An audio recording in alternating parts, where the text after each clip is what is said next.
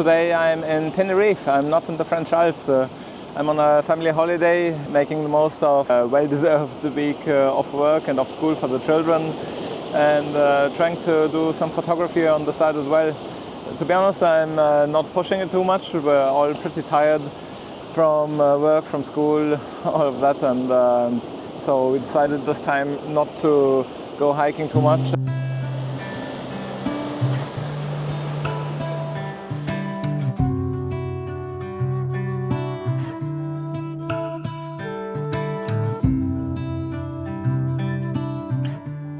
A completely new concept for me to actually have a little bit of rest by the sea, which at the beginning made me feel a little bit nervous. It's actually really, really good. But still, as a little challenge, I brought this little camera, which is a 70-year-old film camera. It's a Voigtländer Prominent II camera from, I believe it's 1958 when this came out. It's a rangefinder camera. It's a really nice little thing. The only thing is I haven't shot film for a very long time, so I'm not sure how any of these photos will come out. I brought with me two types of film. One is an Ilford PanF 50 ISO film, which is a black and white, very fine-grained film. And the other film is a Kodak Ektar 100 film. So this is a color film, and it's very different from like the black and white film, obviously. So I'm going to try and take some photos with these. I've had the challenge already with a black and white film that since it's a 50 ISO film, even though there's a lot of sun around here, I've needed my tripod already because the exposure times are getting a little bit short for my liking.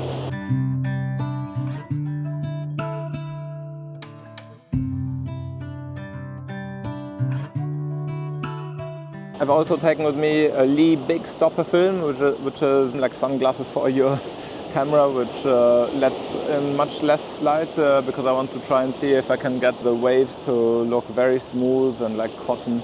I calculated that I would need an exposure time of around 12 seconds, but then I had to take into consideration reciprocity failure of the film, which means that the longer you expose it, the less responsive the film gets to the light, so you need to leave the shutter open for longer. So here, taking into account the reciprocity failure, I had to leave the shutter open for 30 seconds.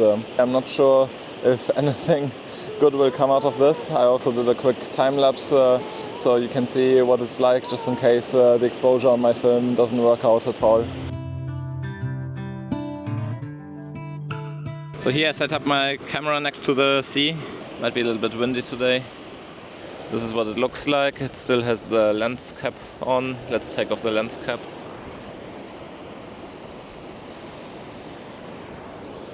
Here you see, that's what it's like. It was produced 70 years ago. Now I'm going to try something else. I'm going to try to use a neutral density filter. I've put a cable release on top here. That's to avoid having shaky photos. I'm using this app on my phone in order to see what the exposure time should be like. Not entirely sure if you can see it. Yeah, it's called the Light Meter app. So I'm using it like this, just to have a look at what the exposure values are. Very bright in the sky and very dark in the foreground. I'm at f8, which means that I've got a reasonable depth of field. I've set up the hyperfocal length on my camera so that everything from roughly 5 meters or 15 feet away until infinity will be in focus. 1/25th of a second. This is where I can see it, f8, and I'm between 100 and 250, so that should work well. And now I'm going to take the first exposure by pressing on the cable release.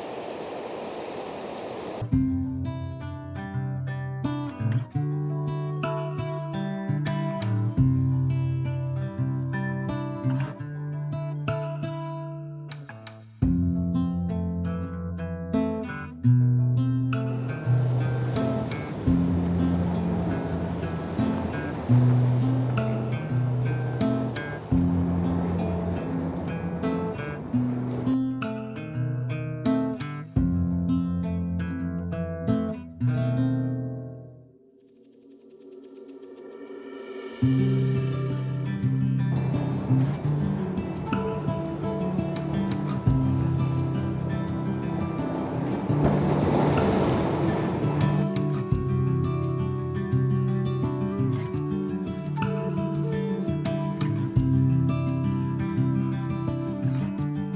I was trying to rewind this 70-year-old camera, and followed the instructions, and it seemed to be working fine until suddenly I seemed to be getting a little bit stuck, and I thought maybe I already finished rewinding it, which seemed a little bit weird because it didn't seem to be all that much. So then, but nothing was happening anymore, so I opened the camera and realized that it wasn't finished, and on the contrary, the film was like half ripped off and I couldn't do anything anymore. It was completely stuck. So I had to finish it there, and that was really super annoying.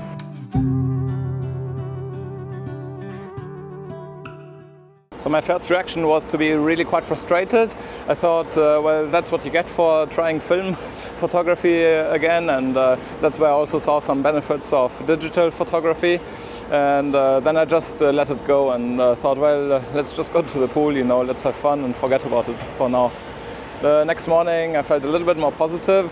And I thought, oh well, you know, that's something that happens. It's not always easy to learn new skills. So I put in a new film. Now I came out today. I already knew the different spots where I'd taken photos, where the photos probably got spoiled when I opened the camera. And I hope that I managed to get a few more shots today. At least, I hope it's not too loud. I'm in front of a really weird thing here. Let's walk away. It really smells as well, but you can't hear that. You can't smell it. So now I've finished taking pictures with my black and white film. Now I'm going to put some Ektar 100 film into my camera. So I'm going from black and white 50 ISO to color 100 ISO, which means that I'm going to be able to have a little bit faster exposure times, which helps even though we have plenty of sun here. Tomorrow we're going to see dolphins. We've booked this trip where they take a maximum of 10 people on a little boat. Supposedly it's more respectful of nature, which is obviously extremely important to me. Probably going to be a little bit difficult, but I'm going to try to take pictures with my film camera as well as with my mobile phone. So yeah, we'll see what comes out of it, and I'm really quite curious to see what kind of colors the Ektar 100 film would produce. Here, 9 o'clock, just parallel to us, on the water.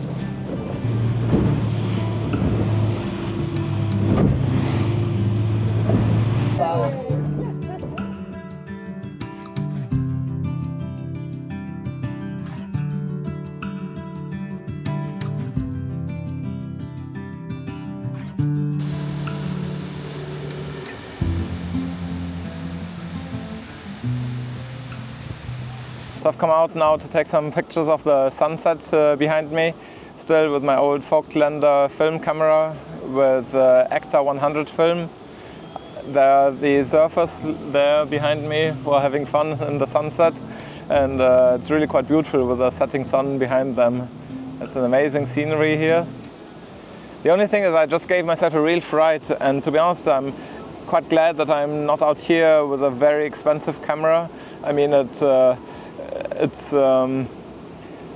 low tide right now, so I was just going closer to the sea. I don't know if you can see just behind me there.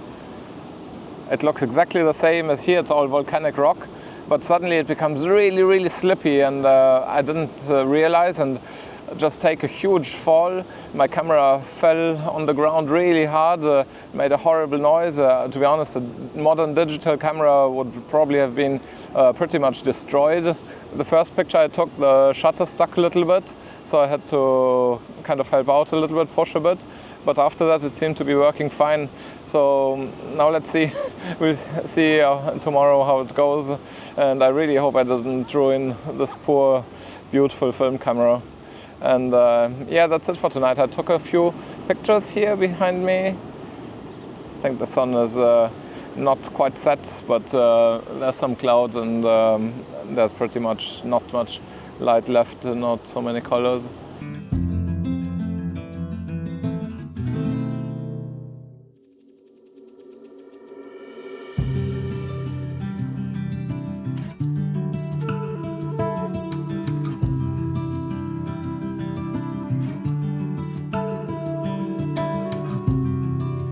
So I hope you enjoyed this video, and I hope that I was able to get some photos with this film camera. And I'm looking forward to seeing you the next time, probably again in the French Alps. Until then, have a great day. Bye bye.